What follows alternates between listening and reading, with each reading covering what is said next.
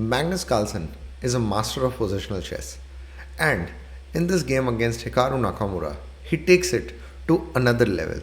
He sacrifices a rook for a minor piece, but not for a quick attack, but for the long term domination. What seems like a material loss transforms into complete control, peace harmony, and a lesson in chess mastery. Let's break down this incredible exchange sacrifice and see how Carlsen outplays Nakamura. So, this is the position, and it is black to play here. Carlsen is black while Nakamura is white. So, the strongest piece in Nakamura's position is by far this knight on e5, and that is restricting black's activity on the king side. And if that knight gets eliminated, and then it would be easier for Carlsen to put more pressure. Now, a normal move may seem to be knight d7 and try to do something about it, but then there is knight takes g4, and that can give more chances to white. Then we can also think about, okay, let's just try to maybe push this pawn and then do something, but not Carlsen. It's like that knight is active and I want to eliminate it, and timing is also really important. Otherwise, that might give Nakamura some chances to create on the king side and make things difficult for Carlsen. So instead, he plays the move rook takes e5. He's sacrificing his rook for a minor piece and a pawn.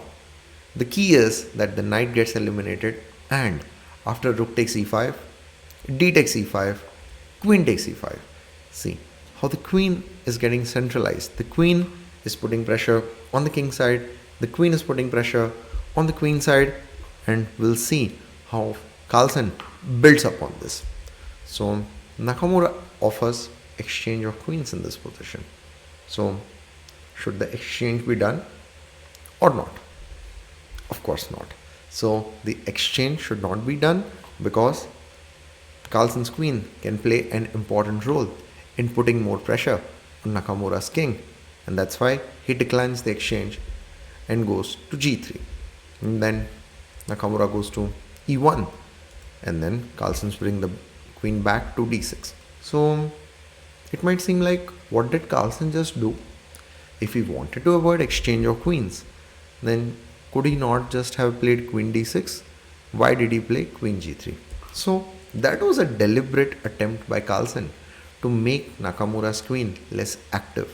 Queen on c3 is a bit more active, so he's like, I'll play queen g3, attack this pawn, force Nakamura to go back, and then go queen d6.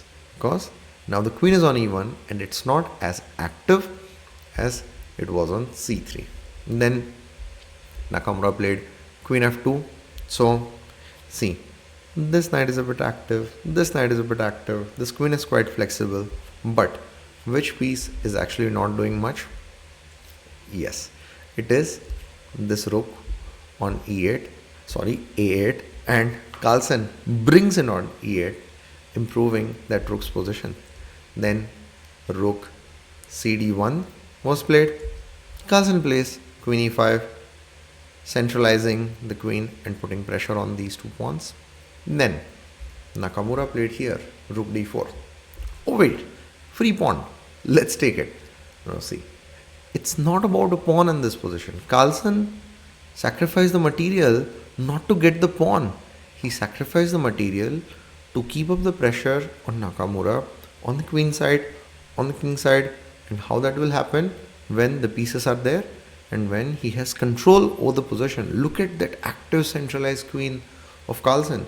He's not going to let that go just for a pawn, because in case if queen takes e3 happens, then suddenly queen takes e3, rook takes e3, king f2, and white is getting some activity. So Nakamura won't mind that. So in this position, Carlsen must not exchange the queens. So he played c5. So in this position, he played c5. He's like, all right, this centralized rook is there, I'm going to remove it. Nakamura played rook d2, same thing, no queen takes e3. So in this position, he played knight g3. So Carlsen improves the knight's position with her tempo, and then rook f d1 was played. Now, some of you would be wondering, oh yeah, we know the next move of Carlsen.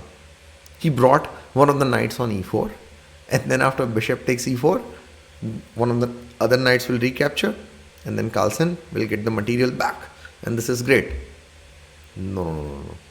Don't be in a rush. See, whenever we have the activity, so once again, like that queen takes e3 idea I had shown you earlier, similar to that, don't be in a rush to get the material back, because that can allow your opponent to make a comeback.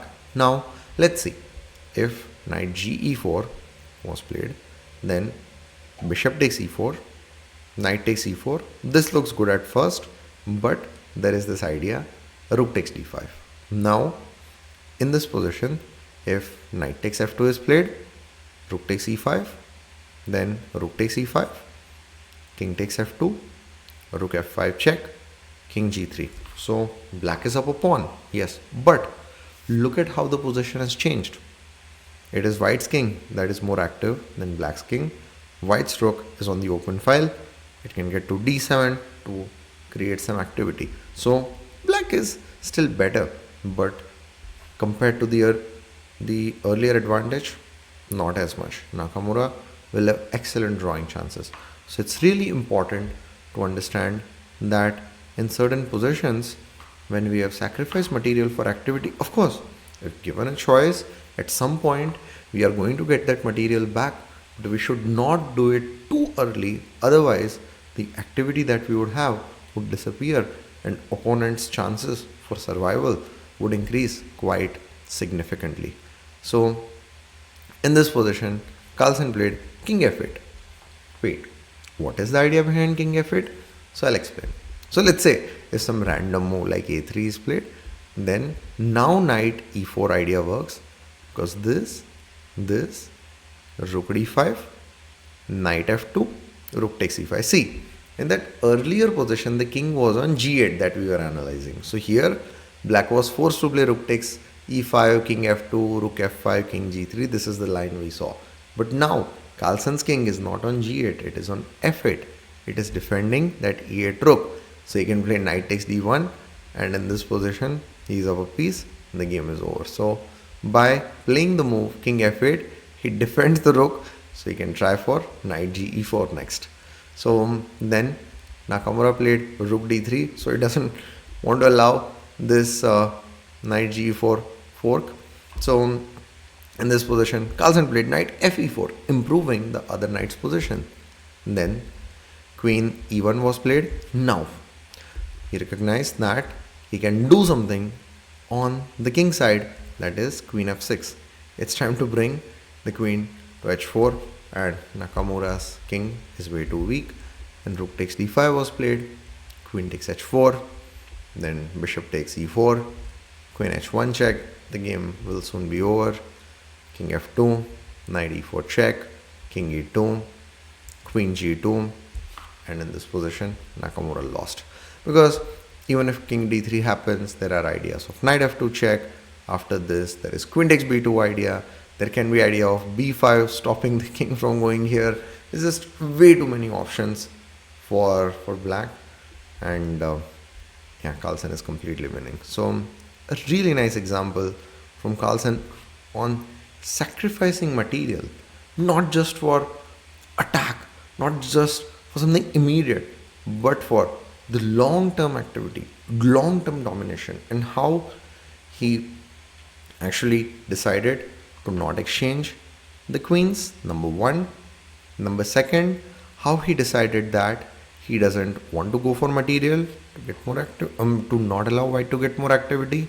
Same thing in this position as well, not knight e4, but keeping those pieces to keep the pressure on the king side, and he won a really nice game. Thanks everyone for joining, and I'll see you in the next video.